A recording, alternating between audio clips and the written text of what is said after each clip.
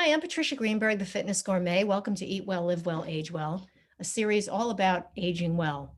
Today, I have the pleasure of inviting Dr. Elizabeth Greenberg, who hails from New York City. She practices as a chiropractor and wellness advisor for 32 years and is also trained in disaster and preparedness instruction. Today, we're going to be discussing tips for emergency preparation. Welcome, Dr. Greenberg. Hey, thanks for having me. Nice to see Appreciate it. you. Here from snowy New York City. Yeah. And I'm in sunny California, but it's actually raining today. Mm. Dr. Greenberg, we all know too well that most of us are woefully unprepared for emergencies. In New York and on the East Coast, there's hurricanes and storms. Here in California, we have wildfires, earthquakes, and in the Midwest, there's tornadoes, windstorms, etc. Drought is becoming commonplace, which also is affecting, well, the weather's affecting the drought and the drought's affecting the weather. And add on the current pandemic that we're going through, and it really can be a disaster. So I want to talk about, it's a bottomless pit of information, as we know, but let's start out talking about the emergency preparedness in our own homes.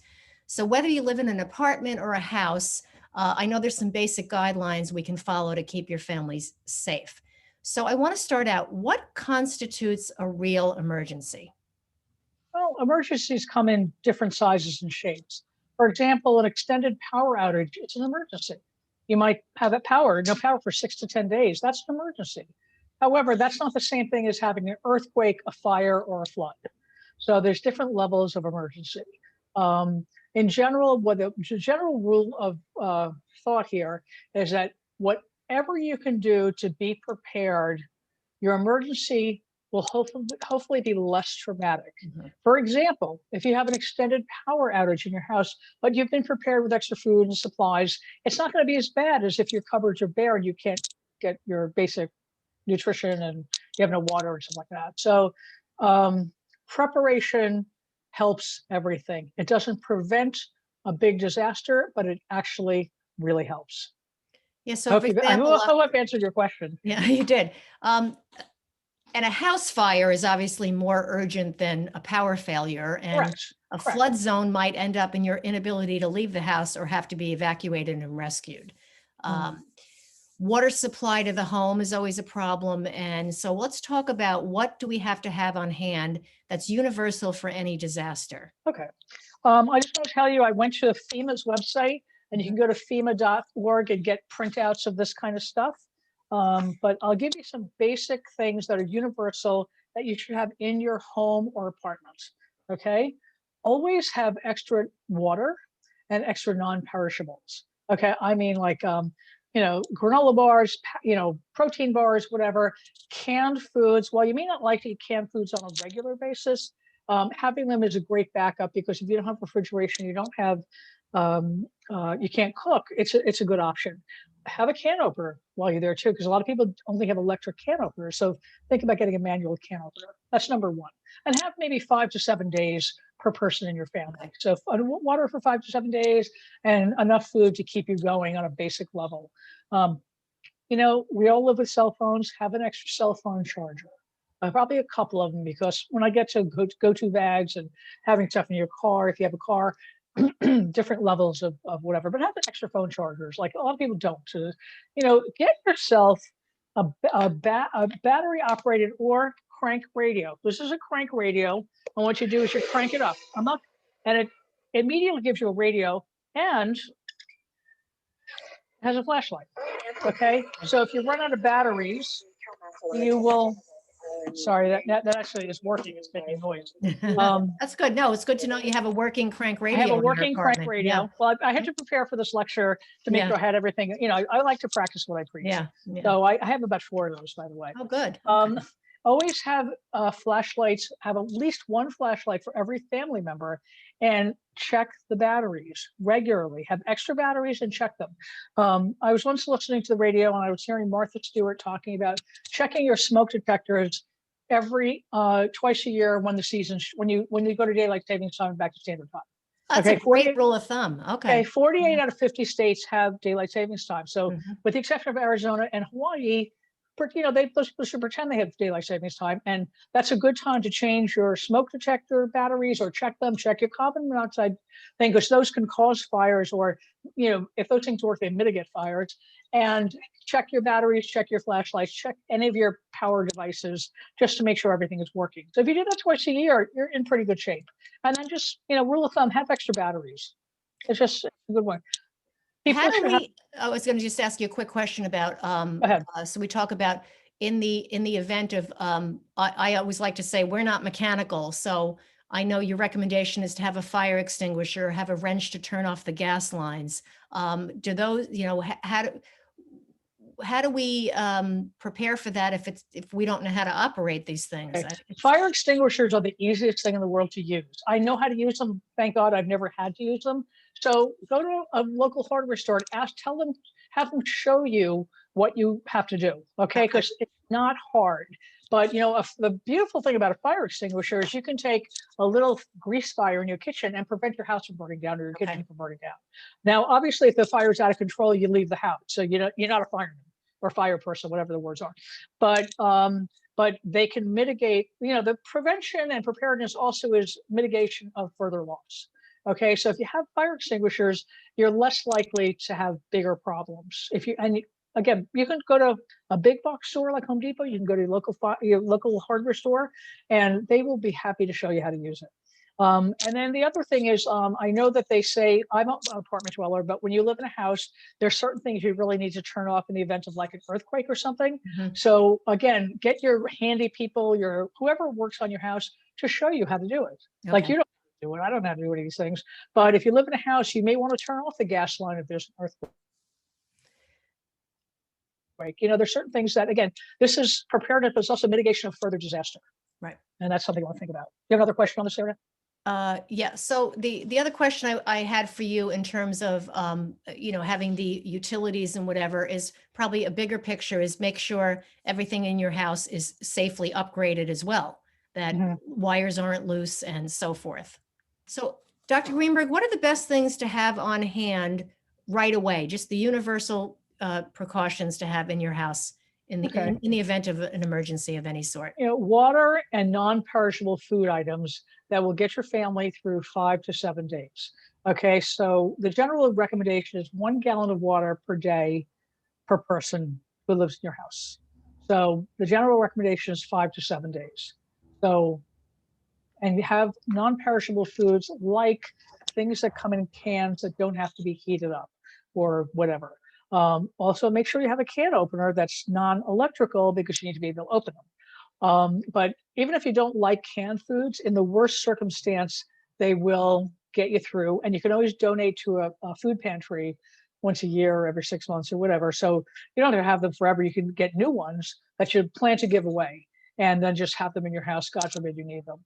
One of the things about being prepared is that it will also mitigate bigger problems. For example, if you have an extended blackout, okay, whatever happens in your neighborhood where you can't leave the house, if you have food and medicines and preparations, everything will be a lot less. It'll be less bad. It's not going to be great if you have no electricity for 10 days, but if you're prepared, it will absolutely be less.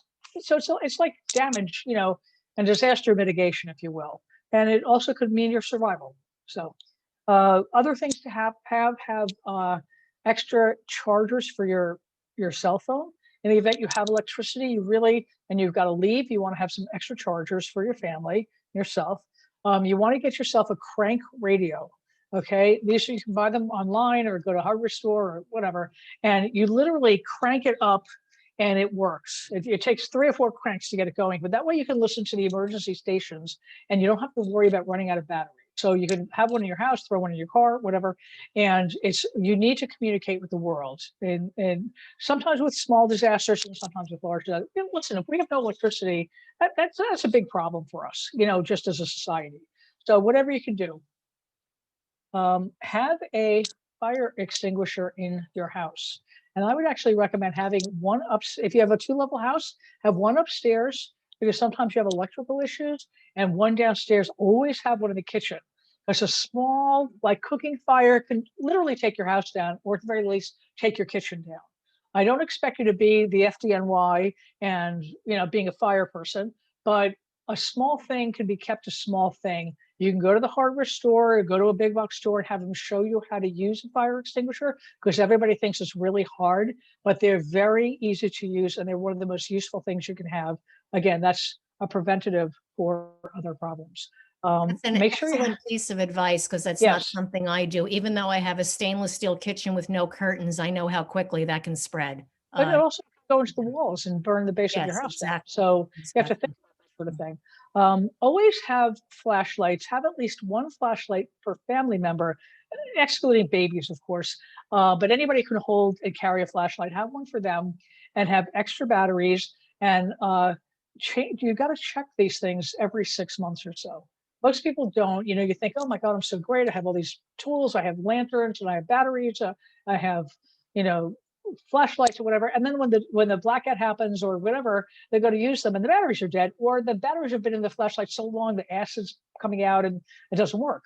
So the rule of thumb, and I learned this from Martha Stewart, I'll give her credit, 20 years ago, I was listening to a radio show and she said, every year when they go from daylight saving time and then back to standard time, check the batteries in your smoke detector, check your carbon monoxide detector. And I've added to that, look at your batteries. Look at your batteries, look at your flashlights, look at your lanterns, whatever you have.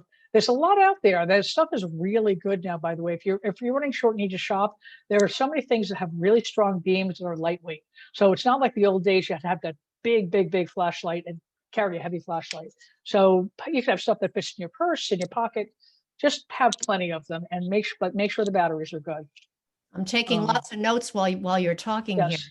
The other must-have is everybody needs a first aid kit. Okay. A lot of people don't have first aid kits. They're simple, they're cheap, and they are so necessary in times of, and you throw one in your car. If you have a car, keep one in your house. If you have an office, you're like a small business person, keep one in your office. Like, just have them everywhere you are, because again, disaster mitigation, making a problem less bad. You can clean out a wound, even if you have to go to the emergency room, you can clean it out before you get there. So, you might be able to butterfly it or tape it. There are different things that those are good for. And everybody should have a first aid kit. Something else you should have, and nobody thinks of this one, is you need a whistle. Okay. Because if something happens and you can't get out of your house, you can blow the whistle, and people, unless you live in the woods, somebody will hear it. Mhm. Or I mean, in worse situations, if you're under debris or something, or your car goes off the road, and then we'll get into the out of the home things, but whistles save lives. So Okay. have whistles in your car, in your house. Those are things to have, maybe in your purse. Have extra dust masks, because in the event of like smoke, okay, you don't want to have a new problem. Okay, you don't want to have a respiratory problem. Nowadays, everybody wears masks, so it's very easy. But you got to think about masks just not for corona, but in case there's an incident of chemical or smoke or sand or whatever it is. You live in the desert and having a sandstorm. There are different reasons to have masks around for that. So keep those handy. Dr. Greenberg, what is the shelf life of masks? For example, we all don't have the hospital grade, but we might have the KN95 or surgical. Can they sit in an earthquake or a disaster bag for a number of years without disintegrating or losing their effectiveness? I actually don't know what the lifespan of a mask is, because mask culture is relatively new for me. I've always had masks, and I always had N95s before the pandemic for other reasons, not because of coronavirus. But actually, I do not know what the lifespan is. I'd have to get back to you on that. Okay. It's Okay, not great. something I Good know to about. know. Again, another really important thing to have is, if you take prescription drugs, if you wear glasses, or if you're on a vitamin regimen, have extras. Okay, in the event of a disaster, you don't want to have other health problems or not be able to see. So make sure you have like a week to 2 weeks of extra prescription drugs. Have a spare pair of glasses or two, and make sure you have your major vitamin protocol available. You got to stay healthy during these things. So whatever it is your health regimen requires, try to replicate that in terms of a disaster mode. If you have a baby or small children, you need to have extras of all their stuff. Okay, diapers, ointments, food, formula, whatever it is, wipes, all that stuff, you need to have extras. The last thing you need is to like be stuck at home and you can't leave the house and you run out of diapers or you run out of wipes or A&D ointment or whatever it is you need. That's just a new problem that you didn't need to have. And so we try to, again, mitigate problems. If you have a pet, okay, a dog, a cat, fish, birds, whatever you have, always have extra food for them. That's the number one thing. And have a little extra water for them, just like you need extra water. In the case of a cat, you're always going to want to have cat litter, extra cat litter. You just don't know. For fish and whatever they do, little things for the base of the bird cage. I don't have birds, so, but I know there are things you have to do with them. I have a dog, if you have a small dog and they're wee-wee pad trained, make sure you have extra wee-wee pads in the house. It'll be one less problem to have, especially if you can't get out of the house. Make sure you have extra sanitary supplies. Obviously, if you're a menstruating female, you need all those supplies. In an extended blackout, what I learned during Sandy was that baby wipes really clean your face very nicely. Yeah. So, you don't want to use the adult things because they tend to have more alcohol, but baby wipes are wonderful for adults. Because if you have no electricity for extended amount of days, you might not have water. Right. Okay. People tend not to think about that as a package, but here in New York City, people didn't have water during Sandy for like 5 to 30 days. So baby wipes are a great thing. Yeah, a couple of packages in the house. And hopefully, my rule of thumb is 5 to 7 days. When things are more than 2 weeks, you're kind of screwed anyway. So, you'll probably need other resources. You don't, unless you're going to do a prep or basement, you're not going to have room for like a month worth of everything. Right. So you got to kind of take it in stride. What's realistic for you to do and what's not. That's why I give you the general rule of 5 to 7 days. That covers most short-term disasters. I think another approach to that would be is when you food shop or you're provisioning your house in general, is to have a little bit of extra of everything instead of just buying the bare minimum every time you go food shopping. That's a really, really good approach, I think. And Yeah. just as I said before, remember, if you hate eating out of cans, just think of it as a future investment to a food pantry. Right. If you can't stand the thought, but if God forbid something happens, you'll be grateful you have cans of food. Right. Really and truly. And nowadays, a lot of canned food comes with an actual tab that you can just peel the top of the can off. But all of it doesn't. That's why you need a can opener. That's true. That's correct. Yeah. So if you're going to bother having it, you might as well be able to access it. A general rule is if you have a car, keep your car full of gas. Okay. Don't run around with a quarter of a tank. Make sure that you fill up. I don't know how often you drive or whatever. It's a general recommendation, but as often as you can, keep your tank. It's going to cost you the same to keep it full versus run around at a quarter of a tank. Right. So the big thing, if finances are a big issue, fill it up a little bit more each time till you have a full tank, and then constantly refill it. It keeps your engine cleaner, from what I remember having a car, and a full tank of gas will get you a lot further than a quarter tank in an emergency. So the other thing that people tend not to think about, and this is, we live in 2020 and people don't use cash a lot, but it's really good to have extra cash hidden in your apartment or house.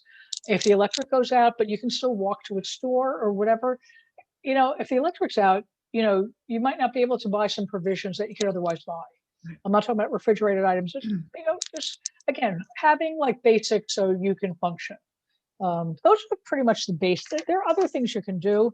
The list becomes really overwhelming, but if you follow these protocols and have these supplies in your house, it generally will help.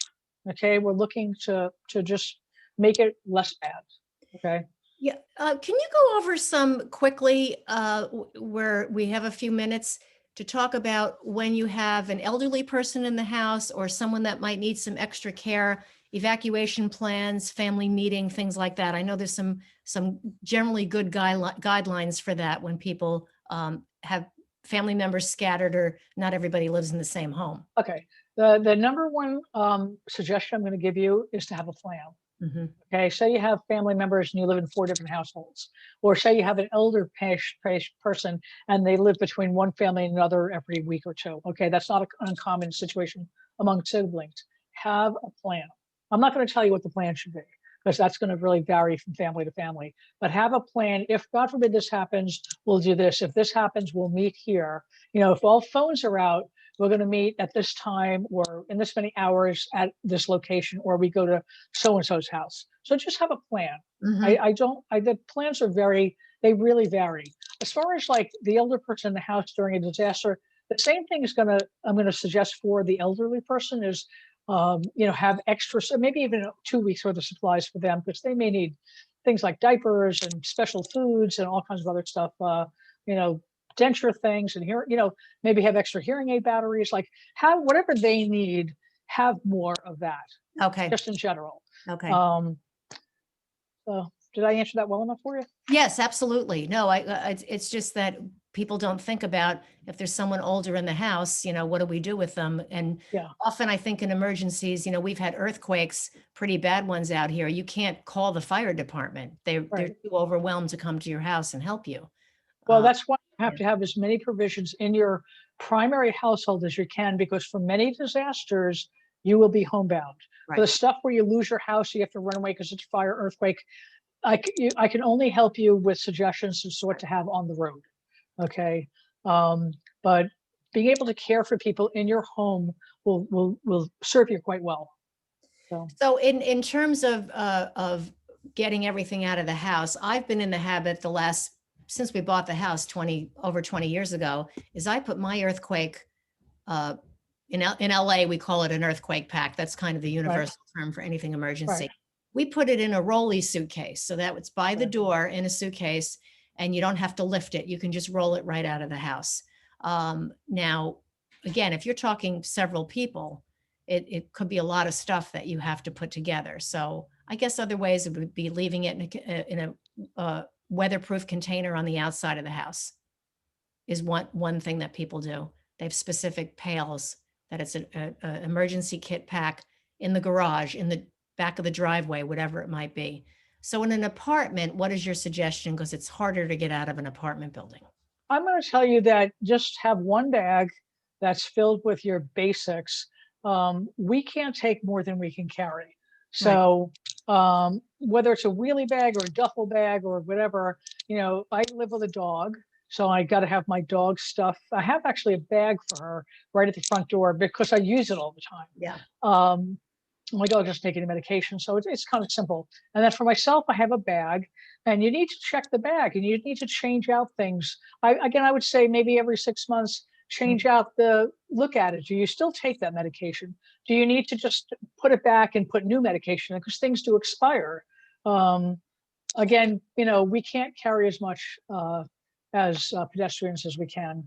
But I'm going to go back, and so I can give you a list of things that you really should have to take. And it doesn't vary that much from what I gave you before, but, get some small bottles of water. You can't carry a lot, some protein bars or whatever kind of bars work for you. I'm not specific to any brand, have have a flashlight, have extra batteries, have your cell phone.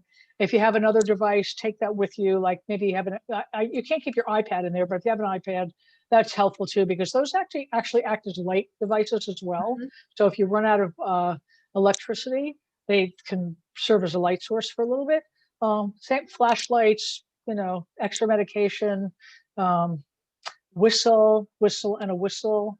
So most of the same thing. Have a package of baby wipes, pretty much the same thing that I said before, but what you can fit in a bag and actually carry. Okay.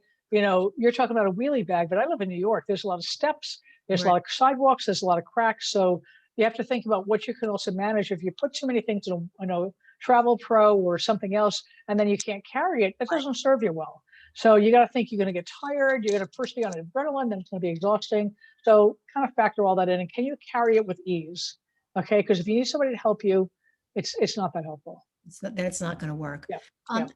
How prepared are the emergency organizations for disasters such as FEMA, Red Cross? Okay. Nothing happens overnight. Okay. Just nothing that can happen. First of all, when you're trained as any kind of first responder, rescuer, disaster preparedness person, the first thing you have to do is make sure it's safe for you to get to the people that need you. Okay. So for example, you don't go into a house that's on fire if you're a fireman or fire person, whatever we call them now, unless it's structurally safe for the fire people to go in.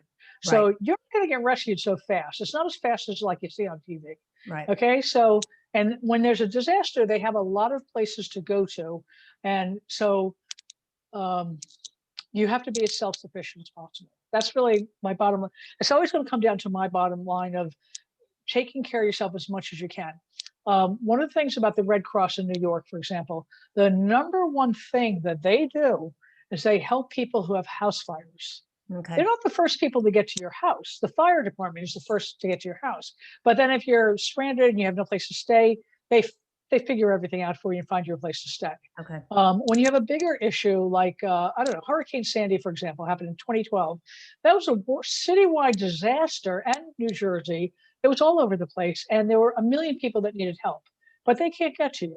Right. So you got to take care of yourself in the best way possible. And it's not that they're inadequately prepared. I think there's a lot of adequate preparation, but they don't get to you the second they need you. We had 9/11 here. Do you think FEMA was here the day of 9/11? Right. No. We had the firemen, we had the rescue people, first responders, police, but FEMA didn't set up for a day or two. Okay, Red Cross wasn't there. Probably the organizations were probably there the second and third day. I was with the Red Cross, so I was involved with them, and it takes time to organize. Okay, you have a flood. You know what people do is they send this area's in distress, and they start sending all this stuff, like physical stuff. Right. And it's not really that helpful to send physical stuff, because then you have to have them organized and stored. It's actually better if you send money, because then they can buy what they need from preferably local businesses, and they buy as they need it. And they don't have to deal with massive quantities of whatever people think that they need. Right. It's all with a good heart. I'm not faulting anybody for doing that, but having done this for 17 years now, that is not helpful, just so you know. And that actually impedes the ability of FEMA or the Red Cross, or whomever you're talking about, to actually do their jobs. But I think they're pretty good. You just have to remember they just can't get to you at that minute. And well, this has really been a wake-up call. I think most people don't prepare. Obviously, that's why we have. And even the prepared fall down. We were having a snowstorm here in New York, and I went and checked everything yesterday before the snowstorm got here. And I have a lot, but there were a couple of things that didn't. A couple of my flashlights didn't work, and I had extra batteries. So I had that, but you have to prepare and you have to think about it ahead of time. Right. So I checked my crank radios and whatever, and I'm pretty good, and I have a lot of food, more because we're in a pandemic, and I'm naturally prepared. But if you do those little things, check your batteries, check your supplies, check your medications, these basic things, it can take a disastrous situation and just make it less disastrous. Okay? Good. Like, again, a 10-day blackout is terrible, but it's not your house burning down. Right. So you can stay home and prepare. Good to know. Thank you so much. That was so informative. That was so amazing. And do you want to give us the name of a couple of websites to go to collect these lists? I would start with just the redcross.org. I would go to fema.org. I would start with those two. Okay. And because if you start looking up disaster preparedness, you'll get a lot of businesses that want to sell you things. So go right to these sources. Okay. And from there, you can do more searches. But those are like the main organizations. They're really going to tell you what you need to do. Okay. Thank you so much. And to be continued. I think we can have a lot more discussion about this. Well, thanks for having me. I appreciate it. Have a great day.